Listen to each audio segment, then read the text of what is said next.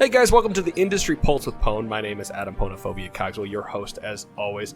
And I'm not going to waste any time. I'm going to jump right into this. I've got an awesome guest this week. Mark Register from the Warriors joins me. Mark, how you doing? Good. How are you? I'm great. I'm glad that thank you so much for joining me. We interviewed Sam, who you work with, I'm assuming daily or weekly, right? Yeah, I like Sam. Yeah, I do too. Sam's great. He can go back as well. And he put me in contact with you. And so I'm just going to let you talk about what you do currently, and then we'll jump into the meat and potatoes of the podcast. Sure, yeah. I work with the Golden State Warriors, specifically with Golden Guardians for their esports team. And I work with 3 other video people, and we make video content, a bunch of different series, Golden Age, Motherload, a couple other series I'm not allowed to talk about, generally speaking. And our job is to basically just kind of tell the story of our team, our brand, our values, but also just make engaging content, build relationships with our players and showcase them, and build stuff that we're proud of, and hopefully the byproduct is people watch it. With the second part we're still working on, but the first part we're pretty happy with.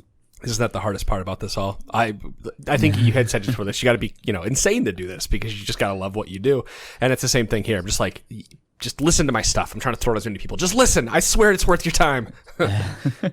Yeah, it's the definition of insanity is doing the same thing and expecting a different result. And I think there's the truth of finding traction. And I think as long as you're willing to kind of pivot and see, I can get more traction here or there, it's important. But also, I think there are certain things in which that you do take long-term bets in which that you don't really get the return until a long period of time afterwards. And that's scary. And so I think a lot of people in esports, they pivot a lot of times into doing different things of, video or hosting or, analyst or whatever it is. But ultimately, they kind of have this through line of, some might call it tenacity, other people call it stupidity, stubbornness, but just kind of going towards that general goal of really wanting to work with a bunch of, great people and producing products that we're all proud of. So different people have different journeys, but I think it's a blend of stubbornness, but being adaptable to finding the right traction to help you get to where you want to go. I agree with that. And I like that a lot. I find myself doing that as, a 10-year content creator. Sometimes you just kind of have to pivot in another direction or change things just a little bit to get somebody to hold on to what you're doing. And maybe your original goal isn't actually what is going to make people listen, but eventually you'll find your voice, right? I mean, at first I remember I was going to be a baseball player, and then I was sure of that. And then I was going to be, a filmmaker, and then I was going to be, a musician. I was going to be a touring musician, and then I was going to be an actor. And to be fair, I've done a lot of those things, and I've been really fortunate enough to do them at a pretty high level. But ultimately, dreams change or priorities change, and it just changes. But I actually have a question for you because I think what you do is very, very unique in which that a lot of people have been getting into podcasting or esports, whatever it is, but you've been doing this for a decade. So I guess my question to you is in terms of that tenacity, what has kept you going and for 10 years of working on this, and where have you pivoted and where have you stayed tenacious? So for me, it's been a lot of fun because like you said, I'm just insane. I love to talk. Just a real quick backstory. I couldn't talk for like a year of my life because I had a tracheotomy when I was very young. And so the joke has always been that once the trach came out, I never shut up because I'm making up for a year that I couldn't talk.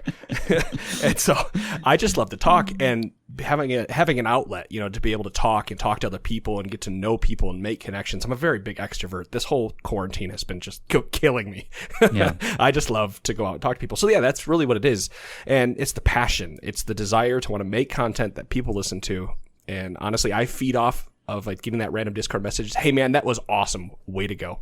That's all I need. Thank you. Thank you. I know I'm doing something good when you tell me, when you give me a thumbs up or a like or whatever it may be. So I'm hoping that, other people can find that kind of passion and do their stuff. And as well as with the, your guys' YouTube videos. And I've seen Sam do the same thing, right? He just loves making content. And I'm sure that's what drives somebody to work on your team. Yeah. Well, Sam and I actually don't work on the same team. He's in a different department, but I try to convince him to brainstorm with me as much as possible. I try to steal him away. Well, and I would too. He's a great guy.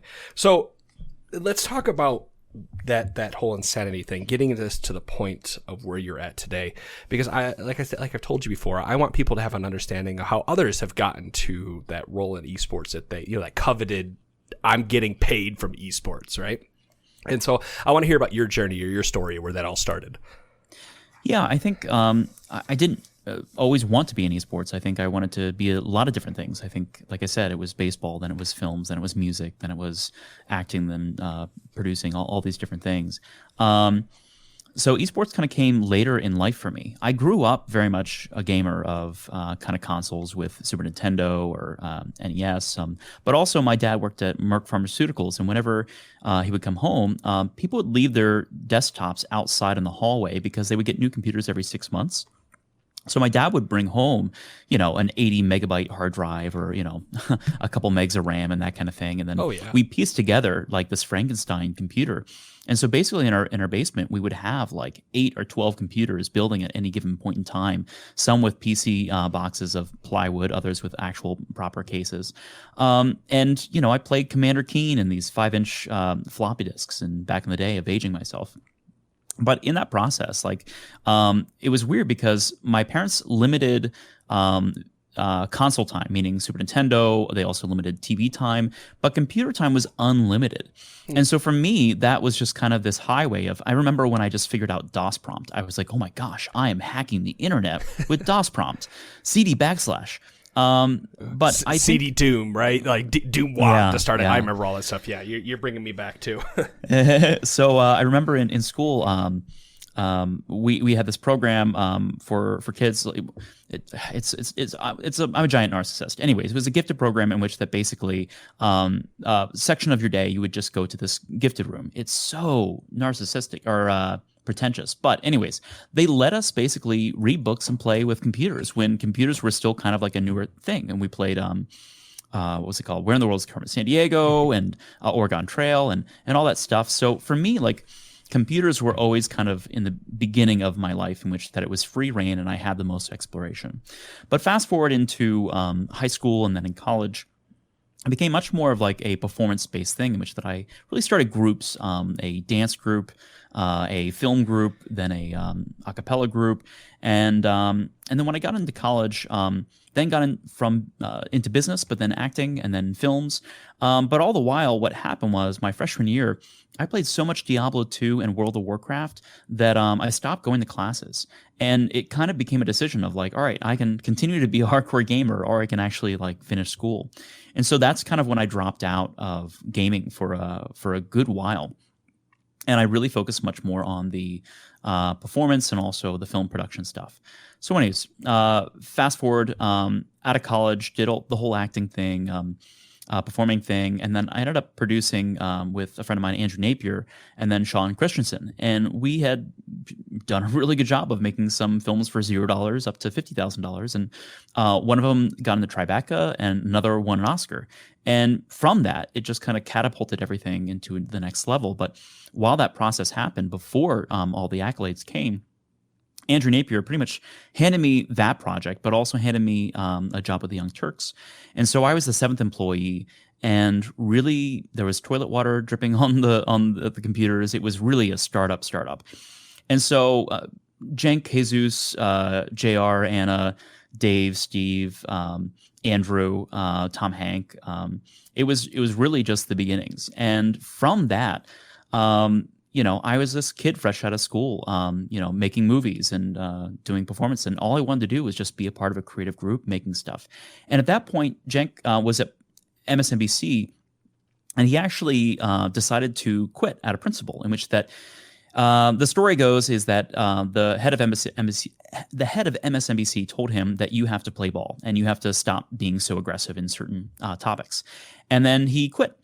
And there was this sort of purpose. And that is something in which that still sticks to me to this day, which is whenever you're a part of something that's bigger than yourself, everything is justified and you would just want to work your butt off. And so ever since that moment, I spent every waking moment in that studio, doing 10 different jobs, working 16 hours a day, developing shows, casting talent, hiring new staff. And and building new studios, upgrading studios, helping with business partnerships, all that stuff. And so basically, they let me run wild because I was just this kid doing everything that I could, get my hands on.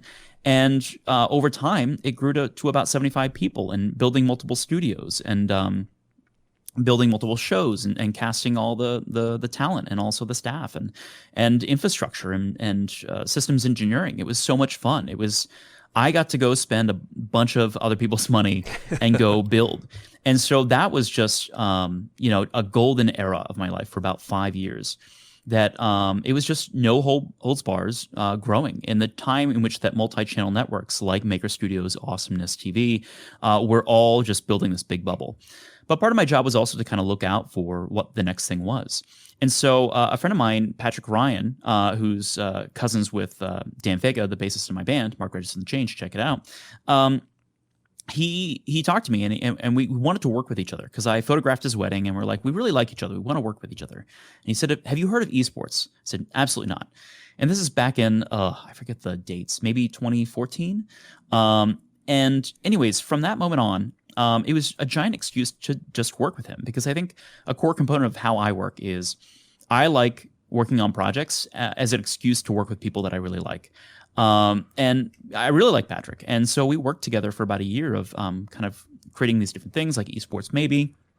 And part of that, I created this thing called Esports in a Nutshell. And the reason I did that was I was still working at the Young Turks. I pitched it to Cenk, and he was like, nah, I'm not really sure about esports. And same thing with Rick, who was in charge of the TYT Sports.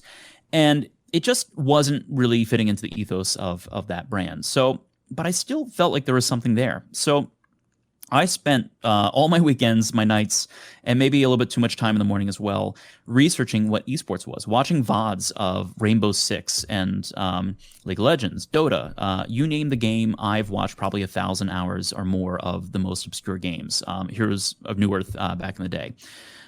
Heroes of New Earth. I almost forgot about that game. Heroes of New Earth. That was the one that was trying to. Was that the one trying to compete with League in the very beginning? Am I thinking of the right one? So basically, it was the Warcraft 3, but then anyways, the mods of Dota All Stars, which was the amalgamation of all the different mods from the maps, and then that's when Dota was created, Dota 2 with Ice Frog, but then also it split off into Heroes of New Earth and also League of Legends. And there's a whole big drama about that, which I did make a video or two on that, which is pretty fun. So anyways, after that, I started to realize that esports was around. But ESPN wasn't there, Yahoo wasn't there, a lot of other outlets weren't there yet. And so what I was doing was I was skimming so much stuff to be able to find something that was actually useful. So in a week's worth of finding material, I felt like there was like a page or two of valuable information. So I thought, all right, well, I just want to present this and I'm going to have fun with it. So I would write parody songs and I would just try to insert humor, but ultimately it was a condensed version of helping other people who didn't really know what esports was, understanding the scene at a granular level, but also from a high level as well. So what I found is, it was mostly friends and family, but it also caught the eye of a lot of other people in the industry because at that time, esports was really hard to kind of communicate what the heck it was. So I did that for a while, and it ended up getting the attention of a couple people, including Rick Ling and Jonathan Lin at Instant Esports. And also, I was just thinking about this, with ESL, James Lampkin gave me a gig to host the IEM Katowice, which then I met a bunch of other people from Riot and had a wonderful time. So thank you, James Lampkin, for that intro and that gig, and Chobra as well. Then from there... Sorry, I know Chobra very well. So Chobra's a really great guy, and I saw that he was also on your show, and so he was one of the first people I interviewed when I got into Blitz as well. So with Instant Esports, Jonathan Lin and Rick Ling basically said, hey, like your stuff with Esports in a Nutshell, do you want to potentially make content? And that was kind of pretty much the purpose from the very beginning, which was I had done a couple other side gigs, but ultimately I turned down a job with, I don't think I'm allowed to say a company. Anyways, it was a very large multi-channel network in which that I was going to run the digital division while they expanded into the film and TV. And then I would then kind of oversee that as well. But it was going to be more of the same of what I had done before. And I just didn't really feel like I felt like it was more of the same. And I didn't really want to just have more people and more stuff, but it was more of like, where am I going to really learn? Where am I going to, develop? And esports was just that thing where I love being the dumbest person in the room. And so I went from the youngest guy and the smartest guy into the room in many occasions to the most stupid idiot, and also the oldest guy in the room as well, ironically. And I love that. I love being put in that place. So anyways, with Blitz, Instant Esports, Jonathan Lin and also Joanna and oh my gosh, I'm gonna forget everyone's name. But anyways, Sean. Anyways, that whole crew, and I'm terrible, but please understand that yes, I love all of the Blitz people. Thank you. Sorry. Chakrez, anyways, etc. All of those. Yeah. So went to San Francisco and basically gave a 10-hour presentation to them, and Rick just tore it apart and was like, "Oh, this and that and the other thing," because guess what? Like they are incredibly intelligent. They're all like for the most part on the Discord team, and if you just look them up, they are some of the best people I've ever worked with, hands down. And also like one of my favorite CEO bosses of all time. He was 24. So awesome group. So anyways, after doing that presentation, pretty much it was like a week later, flew out and then built a studio and started doing interviews. And that was kind of the process that I learned of how to learn esports on a more in-depth way, which was finding people like what you're doing right now and interviewing them, researching them, and then asking them questions I was genuinely interested in. And I also brought in my audiovisual expertise, which is why it started to catch the eye of a lot of people of this is different. And I think it was kind of scary going in and being like, yeah, I'm just going to do interviews. But it was like, oh, well, Travis does that, or Thorin does that. And I was like, yeah, but I'm going to try to make it better. And so I think that I did a pretty good job of that. And I think the look and feel then started to attract really amazing people. Like Sharon came in, Mark Reyes and Alex, you and Monahan and Josh and just, oh my God, I'm going to forget everyone. But anyways, that core idea of really just creating the best thing and creating life's work then started to attract really, really good people. And it just snowballed. And it was just so much fun. And even Rick Ling, who was there pretty much the whole time, would do translations or would do thumbnails. And it was all just this giant group of we're all in this together and we trust each other. Like trust was not even a question, it was just there. And it was just trying to figure out what is the best way to make the best stuff that we get excited about. And yeah, for a year, that was just how it went. But anyways, I'm going to pause for a second because I realized that I just went in a trance for 20 minutes. No, you know what's funny is I'm sitting here listening to you. I'm taking notes while we're talking, as I do with every time that I'm interviewing anyone. And you're knocking all my questions out of the park, which is phenomenal. But what makes me laugh is that you start talking about interviewing people and trying to figure out, what questions you're going to ask them. How are you going to do this? How are you going to do it better than somebody else? But then, and it's great when I can finally talk to somebody that just goes for it. And I don't have to coerce them or try to get them to, tell me things. And so I appreciate it, man. This is the point where I say, just keep going. You're on a roll. And I've got plenty of questions to ask you at the end. Yeah, you're welcome. And I think that's the fun part about interviewing is one, you learn from different people's perspectives, but then two, it's just a genuine, it's nice to talk to people. And I think that I found that I'm very much an extrovert and an introvert in which that it scratches and satiates both needs, which is I get the introvert part of I love research. When I was at school for acting, my favorite part about the job was researching of why this person thinks and feels and acts this way. And so I get to do that with interviews. But then the extrovert part of me loves to just talk to people. So I'll just ramble on more. So Blitz was amazing. Then my boss, Rick, I kind of knew that as far as a third-party media company, I kind of saw through what I had originally envisioned, but also it grew beyond what I envisioned as well, because that's the beauty of when you bring on people who are better than you, they push it further than you ever could. And you have to that's what I I felt up with them, right? Exactly. You feel like you're being pushed, and I have that. I have a lot that I can relate because I have a lot of that with my day job. It was sink or swim when I started, and if I didn't swim, right, I was SOL. And I got to keep my family afloat. So I love that. I love being challenged around other people that are going to force you to be better. And I think that's another reason I like esports and whatnot, because there's a lot of talented individuals and it's very competitive. And if you're not competitive with them, then you're not gonna make it, right? Yeah. And so I just remember, I talked to my boss, Rick, and actually he pulled me out and he's like, I can see you're bored. And I was like, yeah. He's like, I also like, I need to be working at like 100% at all times. And I kind of didn't quite know what to do. But I also kind of knew that, especially with the Young Turks, it is an ebb and flow. It requires you to take a step away, contemplate, meditate, write out plans, and then finally then come back into society and then execute. And at that point with Blitz, I kind of stepped back a little bit, just mentally, and thought about like, what is the next step? But I think what I saw is the team of people that were there were really the future and not necessarily me. And I didn't quite see my part in the equation. And, Rick is just one of the nicest guys. He just said, he's like, well, you have a home here. Like, we want you here. And, as long as you want to be here, like, you have a home here. And like, to this day, it's just, what a wonderful thing to say of me telling my boss is like, yeah, I don't know like really what to do. And I don't feel that useful. And for him to just say like, yeah, we want you here. So that was really just a golden time in my life, and still like to this day, still wear all the Blitz stuff. So anyways, realized that I think working with an org was kind of the next step for me. It was either that or a developer, because primarily access to players and coaches and being able to tell those stories and those narratives and being in it.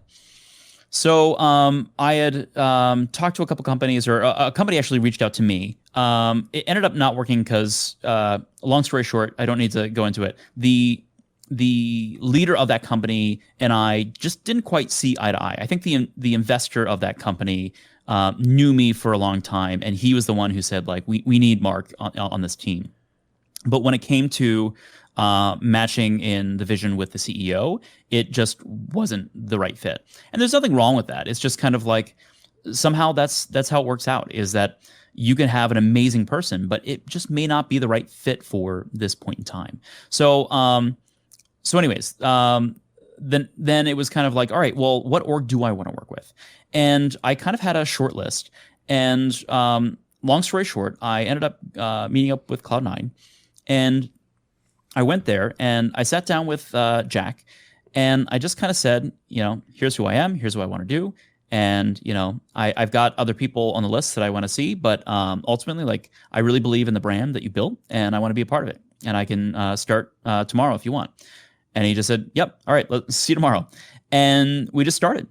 And within like a month or two, I think within 2 weeks, I bought a bunch of equipment, and we started doing the 7 Minutes in Cloud9 series, which was a discussion base, which was really satiating my need that I've had for so long, especially with Blitz, was being able to really sit down with not only one person, but multiple people of the team, and for an extended period of time. So it was just like a dream come true within like the first 2 weeks to be able to have these more in-depth conversations with a whole team of people, because I couldn't do that with Blitz. And that 7 Minutes, I remember that series or going through it when it was on there, and we were talking earlier about trying to find that niche, or that thing that helps people really get to understand what's going on, I guess, what takes hold. Excuse me. And I like that series because I've always been interested in the behind the scenes stuff. More of the player's story. Let's see, these are real people. These are real. I don't want to call them kids, but these are teenagers. These are young adults playing the game, and it's nice to have that kind of behind the scenes look, right? And so something like that, you don't see much of that. Around here is really, besides what Riot is doing. Yeah, and they're really, really smart people. Like, I think that's the thing, especially with League of Legends and other games as well. These people are really, really, really smart. And so to be able to have conversations with them, like, I have to catch up. Like, even to this day, like, I know most of what they're saying, but I still can't catch up fully. And whenever I share it with friends and family, they're like, I have no idea what's being said, but, it sounds interesting. So I think that's kind of been also trying to figure out, it's like, what can I do that no one else can do? Or at least, what's uniquely me? And I think part of that is bridging between the layman and the expert, and not dumbing it down, but also almost kind of coming from, I don't know everything. And, I am somewhat of a layman, even though I am kind of an expert as well. So it's just fun. Like, to be honest, like since Cloud9 and now also with Golden Guardians, like I just like hanging out with these people and just learning from them and seeing them develop and grow and understand. And it is very much like it's an emotional, philosophical, intellectual, physical, like strive and competition or just self-competition to be the best that you can be. Right. And I love that. I love being able to figure out how can I be the best me so that I can be better for other people. And I think, in thinking about my philosophy and like how I operate, there are certain key people in my life who, and just, moments in my life that really hone down my life philosophy to like one thing, which is I want to make life better for other people. And that's very easy to say. And of course, everyone wants that. But at first, that comes with being able to take care of myself.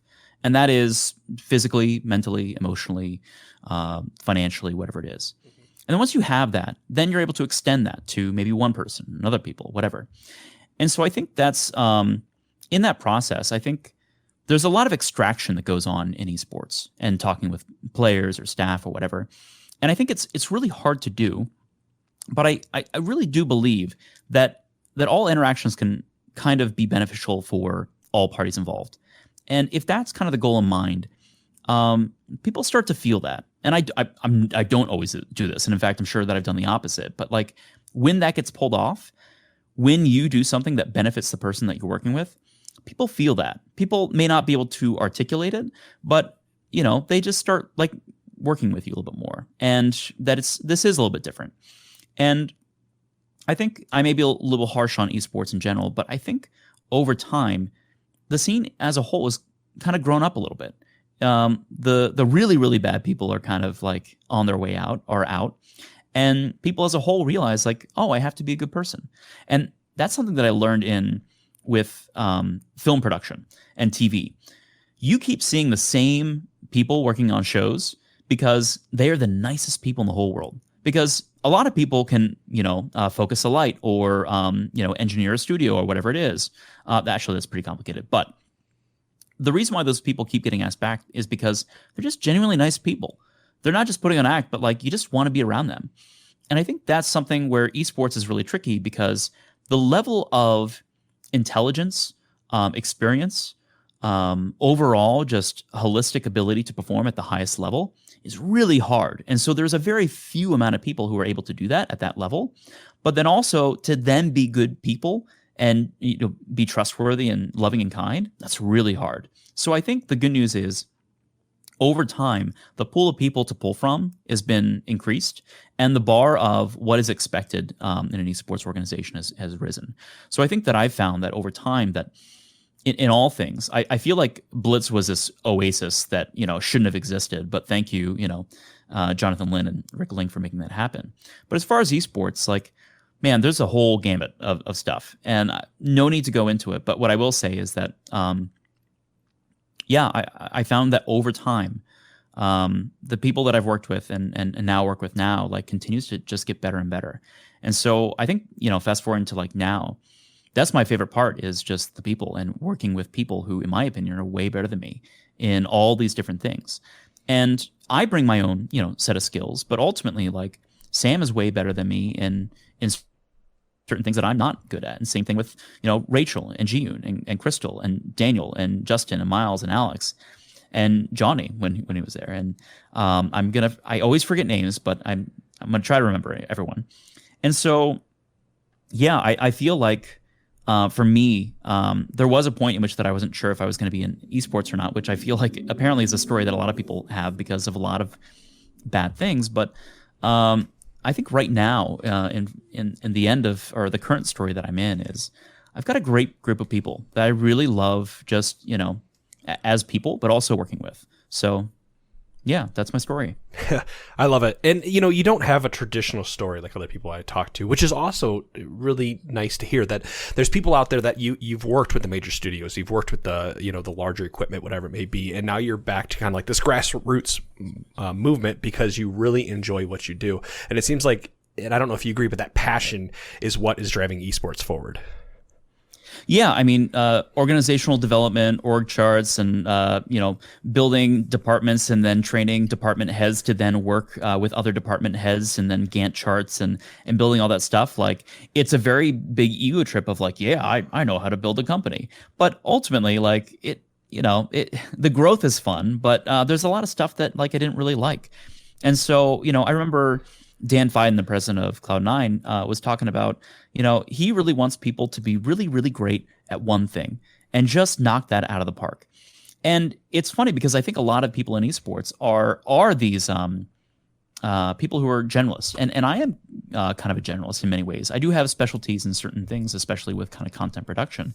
But I think that's something that has stuck with me a little bit, in which that when I let my ego aside of like, oh yes, I've built these companies and all this other stuff, it's more of like, what am I really good at, and what can I do either by myself or with a really small team, and what can I just perform at the highest level?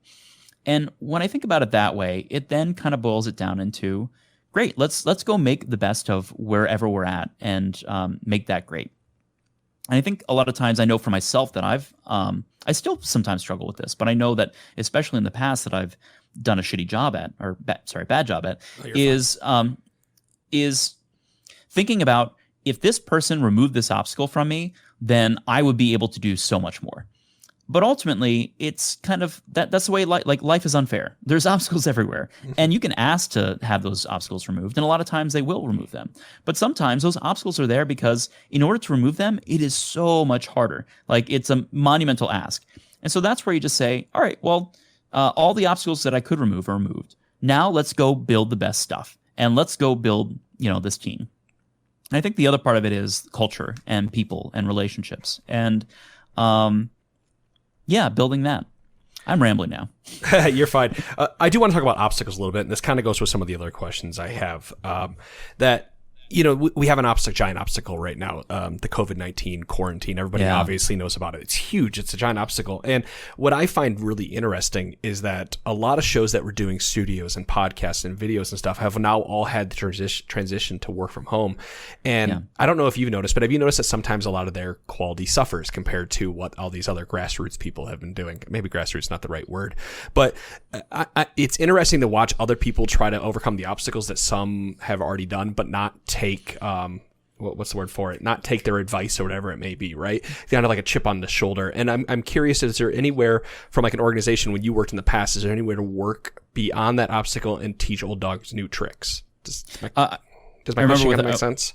Yeah. When I was with the Young Turks, I went up to Robert Reich's office in San Francisco or whatever. And, he's this old guy. He was the secretary of, I forget. Anyways, but he was in the Clinton administration. He's like a big secretary of economics. Okay. Anyways, I went up to him, and this is a guy who's like, I just need to hit the on button. And so, but, he couldn't get a webcam to work. But you just have to go and just set everything up without them having to do anything. And so I think in that instance of teaching old dogs new tricks, I think before I was of the mentality of like, it's got to be this perfect quality and whatever. But if you just take a step back and what can be done, there's certain people who are going to be willing to sit on the phone with you and help troubleshoot certain things. But other times it's just like this webcam and this microphone, you just plug it in and it'll be fine. And you just kind of work with, do you have an iPhone? Great, let's just use that instead. And as far as teaching old dogs new tricks, it's not about looking at people and saying, you need to change, but it's more of like going to where they're at and saying, all right, what can we do from where we're at, and just kind of MacGyvering things together. So speaking of MacGyvering, we got a lot of people out there, people that you and I don't even know, that are making videos, that are making content, that are trying to break into esports, right? Yeah. And obviously you have a team, or you've worked with other teams and whatnot. What kind of advice do you have for anybody out there that may not have the same story that you have, that is just sitting in their room and making videos and trying to get their stuff out there? What do you look for when you try to hire somebody for your team? I think where I'm at right now is different, and at different companies and different points of their life cycle, you need different things. Sometimes you need people who are just fresh out of college or high school or whatever it is, and they just want to do anything and just throw themselves at it until like it works. And so sometimes in certain ways, like those are people that you need. Other times you need just like the super expert in the field in which that can come in and just like write up a business proposal and just say, we're going to do this and go do it. There's other times where you have this person who just like does this one thing and they just execute it perfectly. And they just want to clock in, clock out. And I used to not like those people because I was like, oh no, I want people to grow and develop and whatever. It's like, well, there's also something to be said about someone performing at an incredibly high level continuously every day, 5 days a week. And so those are actually now some of my favorite people. But then there's another type of person in which that I've worked with a lot, and it is especially helpful in that, 5-person growing into like 50-person company, which is the autodidactics, the people who are constantly trying to learn and develop and just be better, and they will Google things just to figure it out. And no matter what problem you throw at them, they figure it out. And so for me, especially in startups, those are the people that I hire for. And when I was at the Young Turks, I think I interviewed over 3,000 people face to face. And the reason why I had such a methodical process was because the resume didn't really always show it, but it was more of the way that you talk to people and the way that they talked about things, their attitude. You could just tell when this person was a person who just solves problems versus this is a person who does one thing, but they're really amazing at it, or someone who doesn't know anything, but they're willing to do anything. And so I'd say like those 3 or 4 types of people are all needed. So as far as like what I look for right now, like I have a pretty small team, but at the same time, like my team is incredibly talented at 1 or 2 specific things, but also many other things. And so I'm not looking to hire anyone right now because we are on a more limited budget.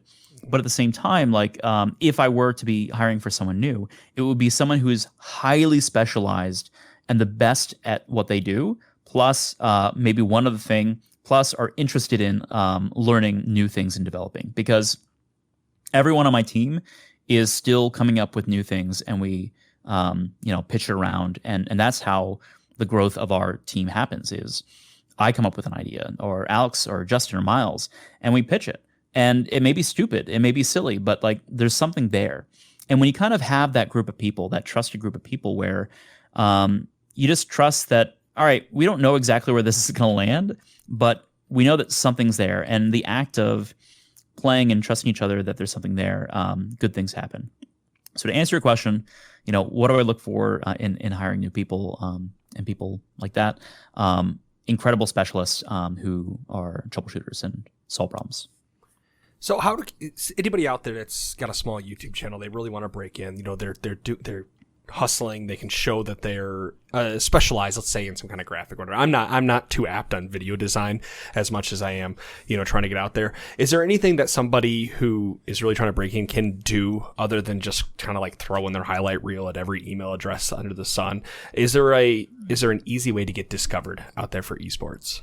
Yeah, I think the people who, whenever people talk to me at Cloud9, they're like, oh, what can I do to work at Cloud9? A lot of times, because there was like everyone wants to work and everyone wants to work for free or whatever, but the best advice that I think I can give for that specific situation is go and look at the company and see the holes and just start making the things that fill in those holes. So I remember hearing the story about...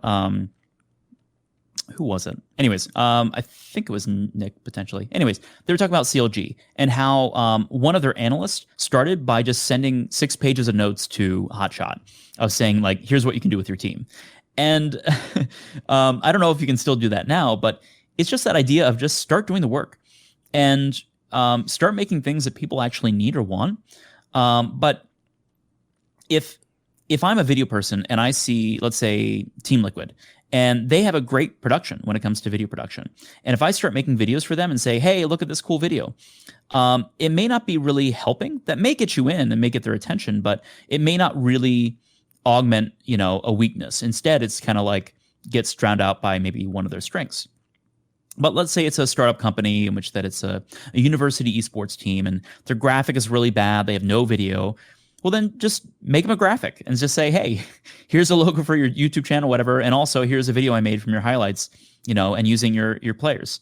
And so I think if you're trying to break in, don't try to, compete with the absolute top people, but instead find the holes, find the things that people are in need of and people who want help, and help those people. And then from there, you kind of build your resume up from there. That's going to lead me into the next question. A lot of people talk about working for free, and you just mentioned doing that. Do you feel like that is a good way to break into esports? Do you feel that more people should be working for free? Do you feel that there's a negative stigma behind it? You see how I don't want to trap you, but I'm trying to get an answer for the work for free thing? Yeah, so I have a very strong feeling on this, which is I do not, I'm sure if anyone listens to this and I messed up and I did this once, ever since the Young Turks, I have strongly disagreed with ever bringing on anyone for free, because at the very least paying the minimum wage, because it's negative. And especially in Los Angeles, you working for free means that you are going to go broke and your life is, unless you have, rich parents or whatever. Mm-hmm. And so I hate it. Like, I have an adverse reaction to it. And I know that a lot of people do believe in it and whatever. And to be fair, the reason why I did the films that I did and a lot of other stuff that I did, like, I did it for free because I really wanted to work with those people on those projects. And to be fair, a lot of the stuff that has brought me to where I'm at now is for free. That said, be selective with that, because by me saying I don't want to bring on anyone for free also forces me to say, is this person really worth my time? Because also managing someone at that level takes time. Mm-hmm. And especially when you don't have that many resources, it takes time. So the way that I see it is, if someone comes to me and they really want to work for me or whatever, in the past, I remember with, was it Rick Strom? I think it was Rick Strom. No, it was... Jason Rubin? Man, I forget names. Anyways, Jason Rubin, he was a kid. He was still a senior year in college. And he reached out to me saying, I really want to work for TYT. And I said, well, I'm not going to, and he's like, I'll work for free. And I was like, you're not going to fly out from New Jersey to work in LA. It's like, at the very least, I'll pay you minimum wage. And so, but I had to get budget approval for that. So we got all that, whatever.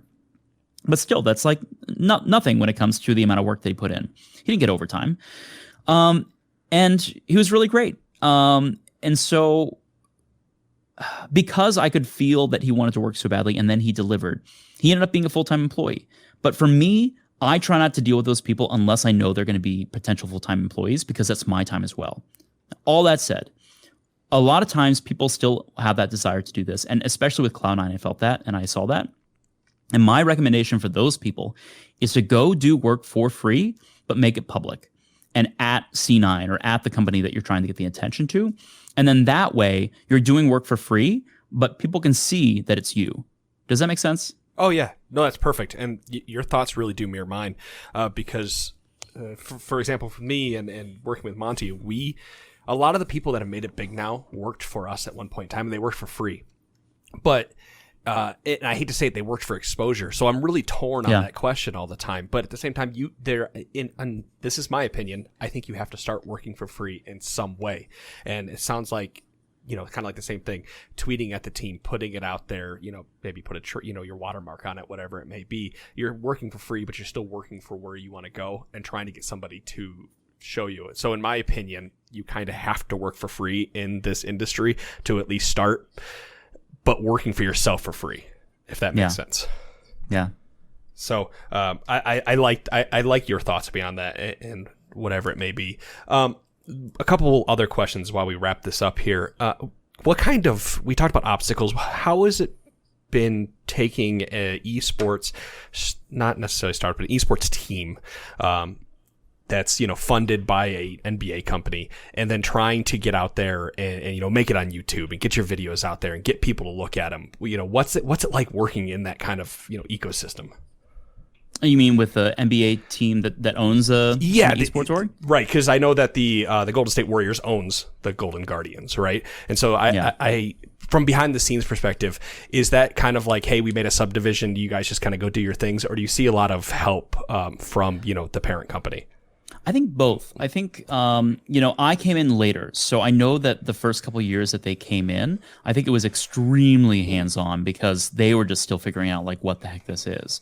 But then since then, it's kind of been a little bit more hands-off, and I know that for the most part, Kirk, who's the owner, and also with other people, I don't know how much I can say, but anyways, yes, Sure. the people who essentially are on the board have kind of empowered Hunter to then empower Danon and Daniel to kind of run Danon the competitive side, and then Daniel for the operation side. And from there, it's what I found is everyone wants us to succeed, and whenever there's an opportunity to kind of work together, like people get excited, and also like there's we have watch parties with the NBA people, and especially now with coronavirus. More people from the NBA side have been like excited about watching the esports stuff. So I know that I've been incredibly encouraged of saying like, hey, reach out to them, get their help. And so I think for me in my personal experience, I think that I'm still trying to figure out more ways of having excuses to work with the NBA team, which is, by the way, like how wonderful is that to have the Golden State Warriors as an ally or as an investor in which that we're able to go to them for resources. So I have not quite figured out how to work with them as much as I would like to, but I think that over time, through different people within the org in which that I, interface on probably on a weekly basis, sometimes more, I'm really excited to kind of ramp that up. But I think it is kind of like a two-pronged approach, which is they've empowered us to kind of build up this startup, but at the same time, continue to try to figure out the opportunities to tie that into, the mothership, which I don't know if I'm at liberty to say like all those plans, but yeah, that's the goal. No, that's fine, and that's really all that matters. I was always curious on what it was like, if it was kind of like we are super invested, or we just see this as some kind of way make money here. Go make this work for us. Very much, in my opinion, I think ultimately two things. I think Kirk is just a gamer at heart. Like he played, I think it was StarCraft or whatever, like not quite competitively, but like amateur wise, and he loves it. And he was in way early, in which again I don't know how much I can disclose, but like he was in really way early, and this is a passion thing. It's not just an investment, but it's a passion.